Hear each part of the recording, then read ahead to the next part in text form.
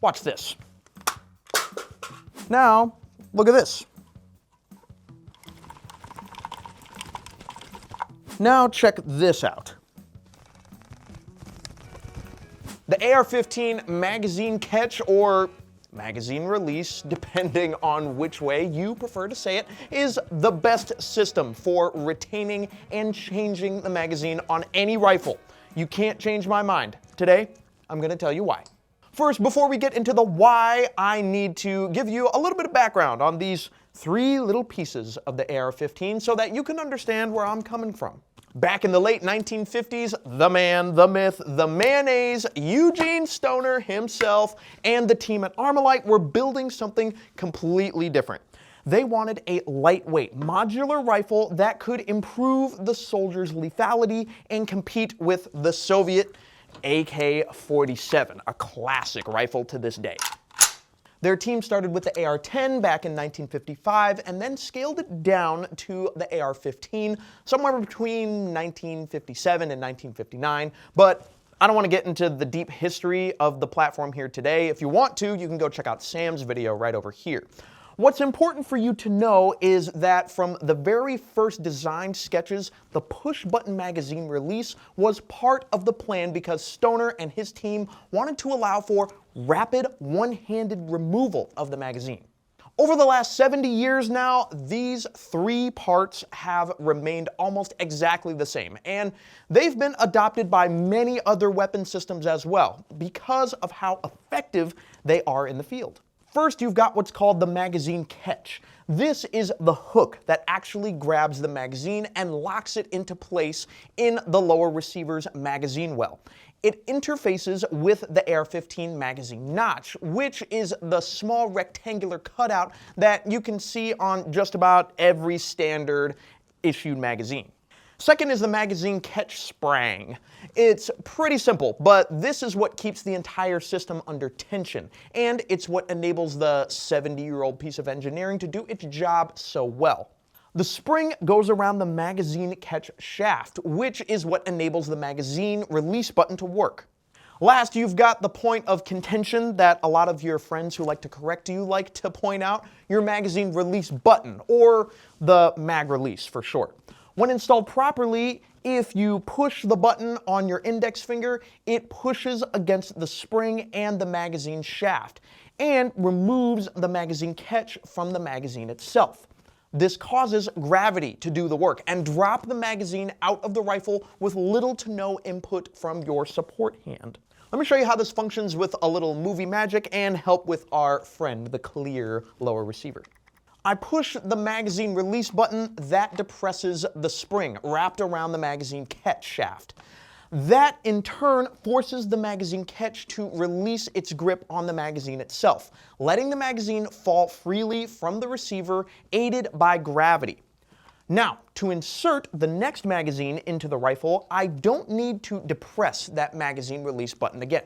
That's because as I insert the next magazine, the shape and geometry of the rifle's magazine does the work of moving that catch out of the way until it hits the notch in the magazine where it can lock back in place.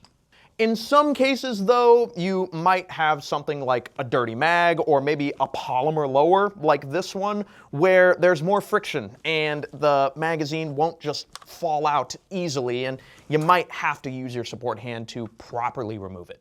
But in a perfect world, the magazine should just fall out just like that. In my opinion, this makes for the most intuitive and simple manual of arms on a reload because as the magazine is dropping, aided by gravity, all the user has to do is insert the next magazine without any advanced training technique being required. Let's compare some of that to the other systems out there, starting with the AK-47 platform. And I'm going to have Josh give me a hand here as a demonstrator while he helps teach me how this whole platform works, since I'm an AR-15 nerd. I'm really experienced with those, but not too many other platforms. Josh? Come help me out. Sure, we're clear first. All right, so first up, AK-47. You'll notice on the magazine, there's this notch on the back of the magazine that actually interfaces with the release lever. You have to rock and lock the magazine in place. Now, when I hit this release lever, that magazine is not going to come out unless I come and actually take it out. Now, doing the manual of arms or being trained with the AK-47, there are ways to rapidly get this magazine out, but for the sake of comparing it to the AR-15, that's really all it is. You've got this magazine release latch, and this lip right here actually makes contact with the magazine and will hold it in place, and it's not going anywhere. And when you push this, the magazine is still held unless you actually come up and physically remove it with your support hand. Let's go talk about the MAC-5 real quick. All right, so MAC-5, MP5 clone, same thing. You've got the magazine release latch. In order to remove this magazine, you have to depress that. That magazine's not gonna come out. You have to manually pull that magazine out. Now on this variant, I don't know if it's the case on a true MP5. I don't actually have one. You do need to push, you can come up and push this button, and you will be able to take that magazine out the same way. I have seen this come out with gravity. That is possible, but it's not as easy with the AK, obligatory HK slap. Let's talk about the Tavor. All right, IWI Tavor is next. So obviously this is our first and only bullpup rifle up here. This firearm took a lot of inspiration from the AR-15 when it was being designed, with the exception of the fact that it also took a lot of inspiration from the Steyr AUG, if you like unicorns. This uses the same standard AR-15 magazine. When you insert that, there is a magazine catch right here that catches on that same notch. But you can see that this took a lot of design inspiration from the AR-15. We push the magazine release button, the magazine's gonna fall right out. If we look inside of the magazine well, actually, you can see how that magazine release does almost the exact same thing as the AR-15 system. The difference being that we have a connection from here to here, so that when I depress this button, which is also ambidextrous, unlike the AR-15, we can get the magazine release to work. All right, thanks, Josh. So with proper training, a lot of the issues that we pointed out on these systems can be overcome. Remember, engineering and fancy parts won't ever be a suitable replacement for skill. Like Josh always says, it's always the violinist and not the violin. Yuri in Croatia, who has been shooting the AK-47 every single day for like the last 15 years, is likely going to have a lot fewer complaints about the magazine system on that rifle than someone like Josh, who has the opposite training experience. And guys, this is also where I'm going to recognize my own bias towards the AR-15 magazine release system. The AR-15 is my favorite rifle platform by far.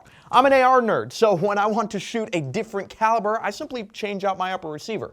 I don't go buying a whole new firearm. I know the manual of arms very well on the AR-15, and I have spent a lot of time shooting it and practicing with it here at AT3 Tactical in search of improving my own skills as an American gun owner. So while I do maintain that the AR-15 magazine release is the best one out there, even the best system has a couple of small drawbacks when it's in the pure mil-spec form. Let me show you what I mean real quick. Here's the stock mil-spec magazine release button. It's small, flat, and it sits flush with the receiver. Under perfect range conditions, it's great and gets the job done every single time, but add gloves, sweaty hands, or stress into the situation, and this guy might get a little tricky to hit on the first try. On top of that, if you've got a stock mil-spec lower receiver laying around, go ahead and pick that thing up right now. I'll wait. If you're a left-handed shooter, there isn't an easy way to drop your magazine with a single hand using the mil-spec AR-15 unless you have ambidextrous controls. You need to bring that support hand in to hit that magazine release with your thumb. Just like most things with training, this can be overcome pretty easily, but you're going to need that right support hand to come back and do the work, which defeats Stoner's original intent of allowing you to drop the magazine with just the single hand, right? The cool thing about the AR-15 though is that it's a very mature firearm now. As a result of that maturity, there are hundreds of companies out there making ambidextrous and improved controls that solve these problems. There are tons of controls out there, like the CMMG Zero Kit, which gives you controls on both the right and the left side for my left-handed shooter friends out there. But if you just want the extended release, something like the Timber Creek or the Armaspec mag release systems are really handy here because they provide an extra space for your finger to sit on and index that mag release really easily. These are just a couple of options, but I think you get the idea. There are tons of parts out there to fit basically whatever need you might have. And if you want us to do an even deeper comparison on these parts, let us know down in the comments which ones that you have and which ones you might want, and we'll do some comparisons over on our YouTube Shorts feed. I always need more ideas for those. The AR-15 magazine release is 3 simple parts that have basically worked perfectly for 70 years because Eugene Stoner got it right the first time.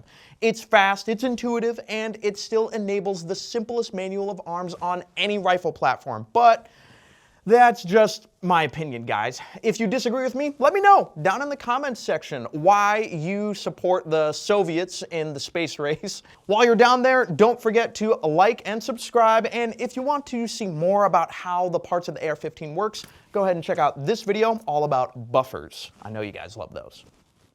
First, before we get... I see Eugene Stoner's head right behind the camera. Oh my gosh, Eugene, he's back. Okay. There he is. Oh, Eugene, come back. Tell us what we're doing wrong with your AR.